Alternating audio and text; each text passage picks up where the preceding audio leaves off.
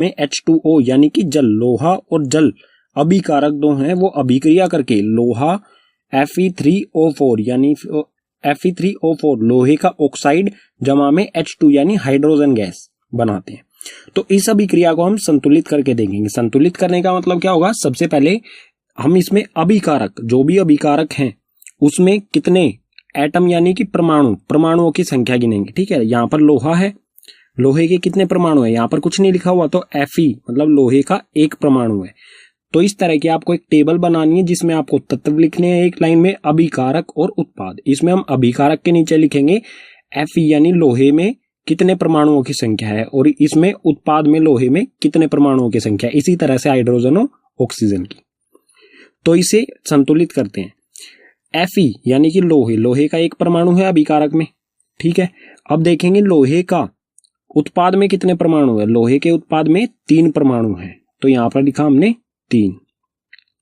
अब देखते हैं हाइड्रोजन के अभिकारक में 2 हैं और उत्पाद में भी 2 हैं, तो ये 2 हो और ये भी 2। ऑक्सीजन बचता है, ऑक्सीजन के अभिकारक में 1 है और उत्पाद में 4 हैं, तो ये 1 और यहां पर 4।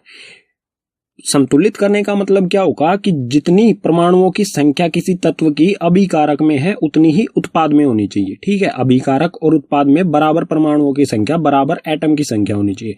अगर यहाँ पर 1 है तो यहाँ पर भी 1 होना चाहिए, अगर यहाँ पर 3 है तो यहाँ पर भी 3 होना चाहिए, बराबर होने चाहिए। तो इसका संतुलित करने का कोई ऐसा स्पेसिफिक फॉर्मूला या कोई तरीका नहीं है, इसको बस थोड़ा सा अपना दिमाग पर जोर डालना है और यह आसानी से हो जाता है। ठीक है, सबसे पहले हम क्या करेंगे, जो भी हमारे तत्व हैं वो अभिकारक में हो चाहे उत्पाद में हो, उनको एक ब्रैकेट में बंद करेंगे। इस तरह से ब्रैकेट में बंद करने का क्या मतलब होगा कि ब्रैकेट के हम अंदर कोई भी बदलाव नहीं कर सकते हैं। जो भी ये ब्रैकेट के अंदर जो चीज आ गई है उसमें कोई भी बदलाव नहीं कर सकते हैं। और इसमें हम कुछ मल्टीप्लाई कर सकते हैं, मल्टीप्लाई यानी गुणा कर सकते हैं। किस तरह से, जैसे उत्पाद में 3 है और अभिकारक में 1 है, तो अभिकारक को भी अगर हम 3 बनाना चाहें तो इस 1 को कितने से गुना करना पड़ेगा, 1 को हम गुना करेंगे 3 से, तो 1 को 3 से गुना किया, ये हो गया 3। अब ये जो अभिकारक में हमने 3 यहां पर गुना किया है, ये हमें कहां लिखना है, Fe जो लोहा है इसके यहां पर आगे। ठीक है, तो ये यहां पर इसका मतलब क्या है, 3 Fe, 3 हो गए लोहे के परमाणु, यहां पर भी 3 है और यहां पर भी 3, तो Fe मतलब लोहा जो है वो हो गया संतुलित। हाइड्रोजन को देखते हैं, हाइड्रोजन यहां पर 2 है और यहां पर भी 2, हाइड्रोजन पहले से ही संतुलित है, इसे हमें करने की जरूरत नहीं है। अब देखेंगे हम ऑक्सीजन का अभिकारक में 1 है और उत्पाद में 4 है, तो अभिकारकों में हम कितना गुना करेंगे, 4 से गुना करने पर ये क्या हो जाएगा, 1 गुना में 4, 4। तो अब क्या करोगे आप, हाइड्रोजन मतलब हाइड्रोजन और ऑक्सीजन के पहले यहां तो आप लिख नहीं सकते बीच में 4, आपको लिखना पड़ेगा 4 यहां पर, और यहां पर 4 लिखने का मतलब क्या होगा, 4 दूनी 8, 8 तो यहां पर हाइड्रोजन के हो जाएंगे और 4 ऑक्सीजन का 1 है, तो 4 एकम 4 ऑक्सीजन के हो जाएंगे 4। ठीक है, मतलब ये 4 जो हमने गुना किया है ये पूरे में हाइड्रोजन और ऑक्सीजन दोनों में गुना हुआ है, तो यहां पर भी ये 4 यहां पर गुना करूंगा मैं, तो हो गए 8। इससे ऑक्सीजन तो हमारा संतुलित हो जाता है, ऑक्सीजन के तो हो गए 4, लेकिन इससे हाइड्रोजन जो था वो असंतुलित हो गया। तो हाइड्रोजन को भी देखते हैं। अब इस तरफ तो हम अभिकारकों में तो हम कोई बदलाव कर नहीं सकते हैं क्योंकि हम दोनों के आगे लगा चुके हैं पहले ही। तो दूसरी तरफ देखते हैं, दूसरी तरफ में हमें हाइड्रोजन को करना है उत्पाद, तो यहां पर आएंगे, यहां पर हम कितने से गुना करें कि ये 8 हो जाए, 2 को हम कितने से गुना करें कि 8 हो जाए, तो करेंगे 4 से गुना, तो ये हो गया 8, तो यहां हम लिखेंगे 4। तो ये हो गई संतुलित अभिक्रिया, जहां पर दोनों तरफ अभिकारकों में और उत्पादों में दोनों तरफ बराबर परमाणुओं की संख्या है, 3 3 8 8 और 4 4, सभी के, लोहे के, हाइड्रोजन के और ऑक्सीजन के, सभी हो गए संतुलित।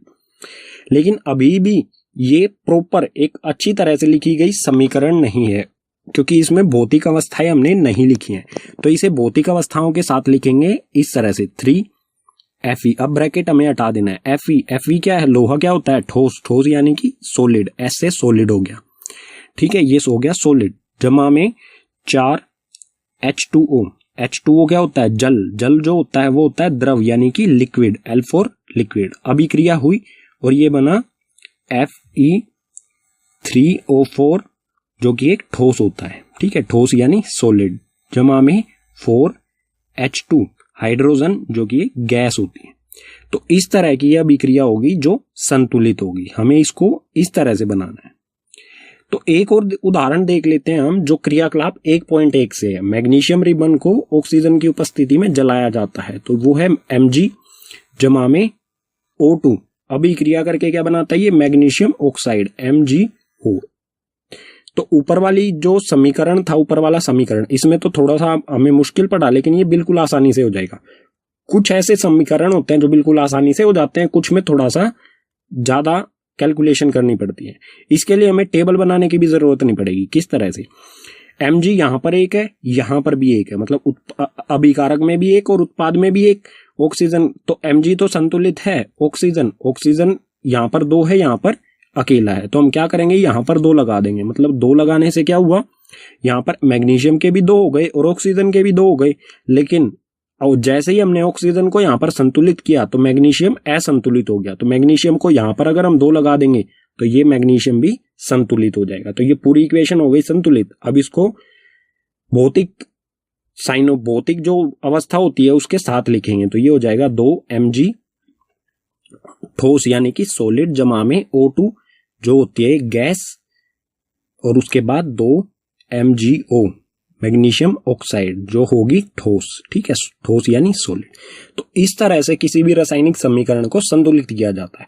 आप जितना अध्ययन यानी प्रैक्टिस करोगे उतना ही ये आपके लिए आसान होता जाएगा। पीछे वाले पेज पर हमने रासायनिक समीकरण को संतुलित किया था। अब हम देखते हैं रासायनिक समीकरण को संतुलित करना क्यों आवश्यक है, जो भी संतुलित किया था वो क्यों जरूरी है उसको संतुलित करना। तो इसका एकमात्र कारण है द्रव्यमान संरक्षण का नियम। ये आप कक्षा 9 में पढ़ चुके हैं। ये नियम क्या कहता है, किसी भी रासायनिक अभिक्रिया में ना तो द्रव्यमान का निर्माण होता है, ठीक है, ना तो द्रव्यमान का निर्माण होता है और ना ही विनाश होता है। इसका मतलब क्या होगा, द्रव्यमान जितना अभिकारकों में है रासायनिक अभिक्रिया के पहले है, वो उतना ही उत्पादों में रासायनिक अभिक्रिया के बाद रहेगा। तो इस नियम से हम निष्कर्ष निकाल सकते हैं कि रासायनिक अभिक्रिया के पहले यानी कि अभिकारक एवं उसके बाद रासायनिक अभिक्रिया होने के बाद यानी कि उत्पाद में प्रत्येक पदार्थ के परमाणुओं की संख्या बराबर होनी चाहिए। परमाणुओं की संख्या बराबर इसलिए होनी चाहिए क्योंकि परमाणु द्रव्यमान जो है वो किस चीज पर डिपेंड करता है, परमाणुओं की संख्या पर। तो परमाणुओं की संख्या बराबर होगी तो ही द्रव्यमान दोनों तरफ बराबर होगा। ठीक है, अब देखते हैं रासायनिक अभिक्रियाओं के प्रकार। रासायनिक अभिक्रियाओं के कितने प्रकार होते हैं, इनको एक एक करके पढ़ेंगे। तो रासायनिक अभिक्रिया का पहला प्रकार है संयोजन अभिक्रिया। संयोजन अभिक्रिया क्या होती है, इस अभिक्रिया में 2 या 2 से अधिक अभिकारक मिलकर एक उत्पाद बनाएं, एक या फिर अकेला उत्पाद बनाएं, तो उसे कहा जाएगा संयोजन अभिक्रिया। अभिकारक तो 2 या 2 से ज्यादा भी हो सकते हैं, लेकिन उत्पाद हमेशा एक ही बने, ऐसी अभिक्रिया को संयोजन अभिक्रिया कहा जाएगा। और इसका जो रासायनिक समीकरण कुछ इस तरह से होगा, एक अभिकारक A है और एक अभिकारक B है, 2 अभिकारक जुड़कर 2 या 2 से ज्यादा अभिकारक जुड़कर अकेला C उत्पाद बनाएं। तो इस तरह का जो रासायनिक समीकरण लिखा होगा उसको कहा जाएगा संयोजन अभिक्रिया। उदाहरण से और अच्छी तरह से समझ लेते हैं। उदाहरण में सबसे पहला है कोयले का दहन। कोयले का दहन किस तरह से होता है, कोयला क्या होता है, कार्बन का सूत्र होता है, कार्बन का प्रतीक C। ठीक है, तो एक कार्बन जमा में ऑक्सीजन इसलिए क्योंकि ऑक्सीजन गैस ही किसी भी दहन के लिए उत्तरदायी होती है। तो कार्बन जमा में ऑक्सीजन, 2 अभिकारक मिलकर एक CO2 गैस का निर्माण करते हैं। जलने के बाद कोयले में से CO2 गैस निकलती है। तो 2 अभिकारक एक सिंगल अकेले उत्पाद का निर्माण करते हैं, तो उसे कहा जाएगा संयोजन अभिक्रिया। ये उदाहरण हो जाएगा। इसी तरह से अगला उदाहरण जल का निर्माण भी संयोजन अभिक्रिया के द्वारा ही होता है। इसमें 2 चीजें होती हैं, 2H2 यानी कि हाइड्रोजन और ऑक्सीजन, 2 अभिकारक मिलकर एक अकेली चीज जल यानी कि H2O का निर्माण कर रहे हैं। तो 2 अभिकारक एक चीज का निर्माण कर रहे हैं तो संयोजन अभिक्रिया। ये दोनों इसके उदाहरण हो जाएंगे। ठीक है, रासायनिक अभिक्रिया का दूसरा प्रकार है वियोजन अभिक्रिया। वियोजन अभिक्रिया क्या होती है, वियोजन का मतलब होता है अलग होना।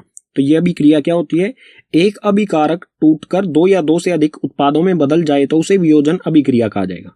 मतलब कोई एक अभिकारक, जैसे कि हमारा A कोई एक अभिकारक है, इसको गर्म किया जाएगा